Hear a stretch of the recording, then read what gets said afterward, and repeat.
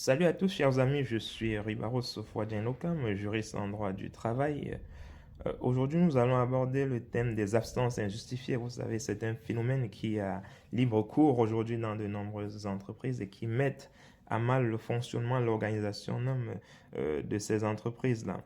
Vous savez, en droit du travail, le salarié, il a un délai de 48 heures normalement pour justifier de ses absences auprès de son employeur. Et s'il ne le fait pas, normalement, il se met à porte-en-faux vis-à-vis de son employeur et il s'expose justement aux sanctions disciplinaires pouvant être déclenchées par son employeur.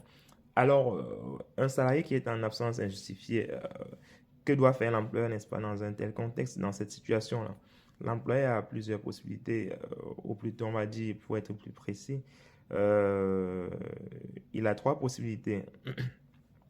Dans un premier temps, il peut déclencher une procédure disciplinaire. Il peut notamment choisir d'aller sur un licenciement pour absence injustifiée, hein. Dans ce cas, il doit envoyer un courrier de mise en demeure au salarié de reprendre son travail à une certaine date. Et si à cette date, le salarié ne reprend pas à son travail, il peut envoyer un deuxième courrier de mise en demeure et préciser une nouvelle date de reprise de travail au salarié. Et si à l'issue de ce deuxième courrier-là, le salarié ne reprend pas toujours son travail, l'employeur peut maintenant déclencher à proprement parler la procédure disciplinaire de licenciement. Donc, il va notamment convoquer le salarié à un entretien préalable. Et si le salarié ne se présente pas à l'entretien préalable, notamment dans ce cas, la procédure va suivre son cours.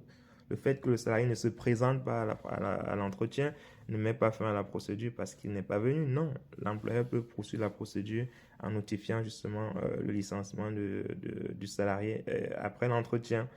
Voilà, il faudrait justement tout à fait il faudrait dans tous les cas que la procédure de licenciement ou la lettre de licenciement qui va être envoyée au salarié soit justifiée. Donc, si l'employeur a décidé peut-être de mettre fin au contrat de travail pour faute grave, il faudrait que la faute grave invoquée par l'employeur soit justifiée. Donc, ça, c'est la première procédure là.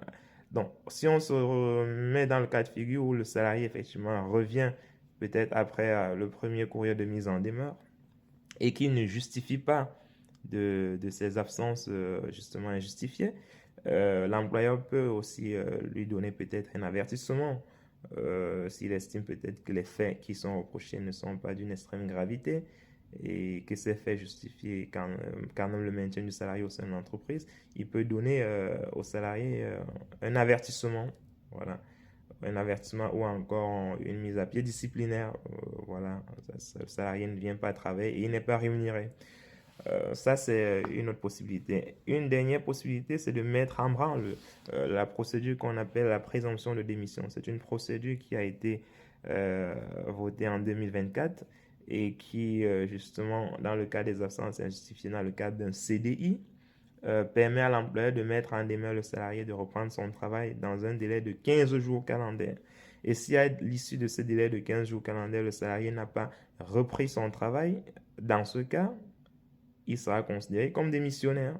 Donc, c'est une procédure qui est rapide aussi, hein, mais elle est en quelque sorte fragile parce que, voilà, il suffit que dans le cadre de cette procédure-là, le salarié revienne et dise, par exemple, qu'il était en arrêt maladie.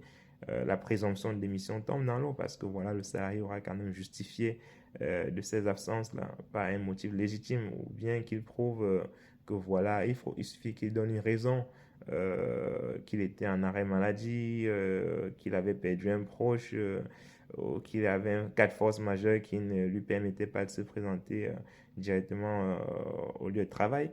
S'il justifie justement de ces absences-là, la procédure de présomption de démission tombe dans l'eau. Donc c'est une procédure quand même qui est risquée, mais c'est un dispositif qui existe et qui peut être utilisé par l'employeur dans le cadre de ces absences injustifiées-là. Voilà. Donc je crois que c'est clair pour vous les amis. N'hésitez pas comme toujours à commenter, à partager et surtout à vous abonner parce que nous avons besoin d'une forte communauté pour impacter le plus grand nombre sur les thématiques relatives au droit du travail en France et de manière générale dans les autres pays pour faire un peu du droit comparé, quoi. Allez, bonne journée à tous les amis, on est ensemble et surtout on se revoit dans la prochaine vidéo.